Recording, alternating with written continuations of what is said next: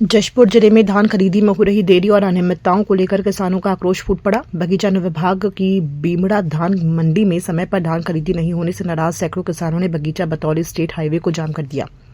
किसान बीते 1 घंटे से धान लेकर सड़क पर बैठे रहे, जिससे यात्री बसों समेत अन्य वाहनों की लंबी कतारें लग गई। किसानों का आरोप है कि समय पर टोकन नहीं काटे जा रहे हैं और धान में नमी का हवाला देकर खरीदी से इनकार किया जा रहा है। इससे किसानों को आर्थिक नुकसान उठाना पड़ रहा है और मंडी में अव्यवस्था का माहौल बना हुआ है।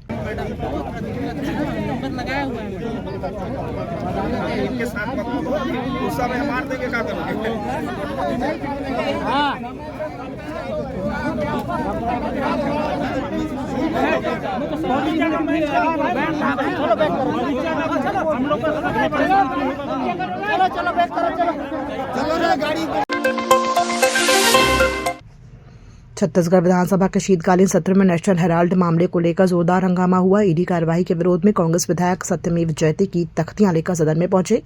पूर्व मुख्यमंत्री भूपेश बघेल ने केंद्र सरकार पर जांच एजेंसियों के दुरुपयोग का आरोप लगाया।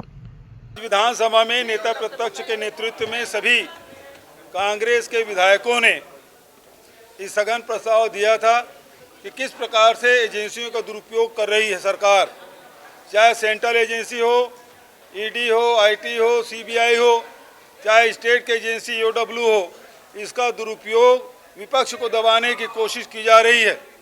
और अभी से नहीं, पूरे 12 साल से ये क्रम चल रहा है।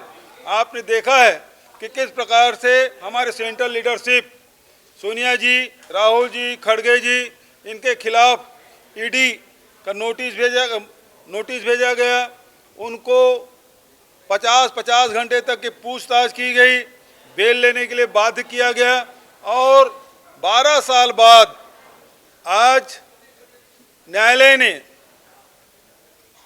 ये ईडी के जो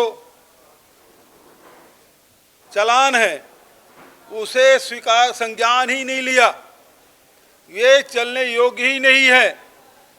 ये इस प्रकार से आदेश कोर्ट के द्वारा, ईडी कोर्ट के द्वारा आदेशित किया गया कि ये सोनिया जी, राहुल जी और खड़गे जी के खिलाफ ईडी ने चार्जशीट पेश किया गया है, ये चलने लायक ही नहीं है। तो केंद्रीय नेतृत्व 12 साल तक बदनाम करते रहे। ये लोग कहते रहे कि ये लोग तो बेल में हैं, सोनिया जी, राहुल जी, खड़गे जी बेल में, इस प्रकार से बात। और उसी प्रकार से पूरे देश भर में, हमारे छत्तीसगढ़ में भी ईडी का, आईटी का, सीबीआई का और ईओडब्ल्यू का दुरुपयोग करके विपक्ष के लोगों को न केवल बदनाम करने बल्कि उसे दबाने, डराने की कोशिश, ये लोकतंत्र की हत्या नहीं तो क्या है। और इस मामले में हमने स्थगन दिया था और आज सत्ता पक्ष डरी हुई है, चर्चा से भाग रही है और इस कारण से ये इसको स्वीकार नहीं किया और इसके विरोध में हम लोग सारे विधायक गर्भगृह में गए और निलंबित हो गए। हम लोग को निलंबित कर दिया गया है, लेकिन सत्य की लड़ाई हम लड़ते रहेंगे।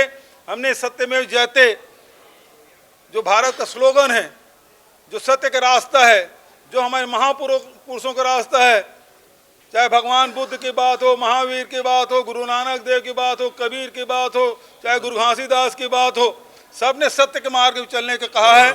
आज हम सब सत्य की बात कहें हैं तो सत्य के नाम से भारतीय जनता पार्टी परेशान हो गई है। राजधानी में Mahavir intercontinental service organisation एवं छत्तीसगढ़ दिव्यांगजन वित्त एवं विकास निगम के संयुक्त आयोजन में 19 से 23 दिसंबर 2025 तक राष्ट्रीय स्तर का निःशुल्क स्किल डेवलपमेंट शिविर आयोजित किया जाएगा। ये शिविर एयरपोर्ट के सामने स्थित जैनम मानस भवन में होगा। शिविर में देश भर से लगभग 1200 दिव्यांग बच्चे, करीब 1100 मूक बधिर व 100 दृष्टिबाधित भाग लेंगे। उन्हें 72 प्रकार के कौशल व कलाओं का प्रशिक्षण दिया जाएगा ताकि वे आत्मनिर्भर बन सके। पत्रकार वार्ता में निगम अध्यक्ष लोकेश कावड़िया और कार्यक्रम संयोजक मोतीचंद बरड़िया ने बताया कि आयोजन संस्था का 25वां शिविर है जो कई वर्षों से निरंतर किया जा रहा है।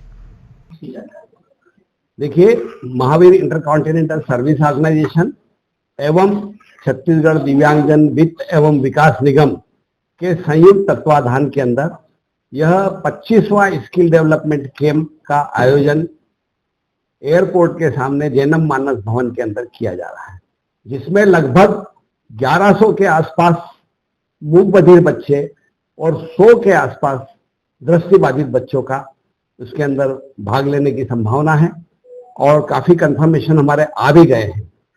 इन बच्चों का कल से ही बच्चे आना शुरू हो जाएंगे और 5 दिवसीय ये जो स्किल डेवलपमेंट कैंप है 19 तारीख से शुरू होगा और 23 तारीख को जाके समाप्त होगा। इस शिविर के अंतर्गत बच्चों को 72 तरह की कलाएं मिनिमम सिखाई जाएगी और वो कलाएं सीखने के बाद में बच्चा इस लायक हो जाएगा कि कम से कम 15,000 रुपया महीना वो कमाना प्रारंभ कर देवे। बारिश का मौसम खत्म होते ही कांकेर जिले के परलकोट क्षेत्र में रेत माफिया एक बार फिर सक्रिय हो गया है। पंखानजूर के प्रतापपुर स्थित कोटरी नदी से प्रतिदिन सैकड़ों ट्रैक्टर ट्रॉलियों के जरिए अवैध रेत उत्खनन और तस्करी की जा रही है। हैरानी की बात यह रही कि ये पूरा कारोबार प्रशासन की नाक के नीचे धड़ल्ले से चल रहा है, लेकिन जिम्मेदार अधिकारी कार्रवाई से दूर नजर आ रहे हैं।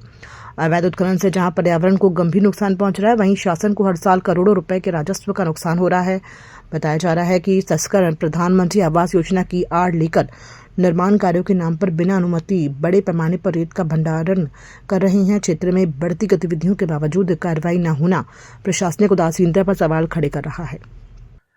देखिए, जो शासन की योजनाओं के तहत जो निर्माण होते हैं, जैसे प्रधानमंत्री आवास है या अन्य कोई सरकारी भवन निर्माण, इसके लिए अपन जो है ग्राम पंचायतों को थोड़ा छूट दिए हैं। इसके अलावा अगर कोई रेत तस्करी कर रहे हैं तो उस पर कड़ी कार्रवाई की जाएगी। प्रतापपुर बालूघाट से सर प्रत्येक दिन नहीं तो सैकड़ों से भी ऊपर ट्रैक्टर ट्रॉलियां वहां से निकलती है बालू भर के, जो सरकारी योजनाओं के आड़ में ये सब तस्करी कर रहे हैं।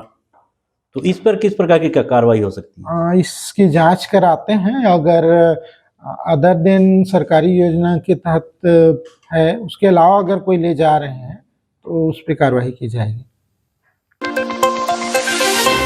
छत्तीसगढ़ के बहुचर्चित शराब घोटाले में प्रदर्शन निदेशालय ईडी ने निलंबित राज्य प्रशासनिक सेवा अधिकारी सौम्या चौरसिया को गिरफ्तार किया है।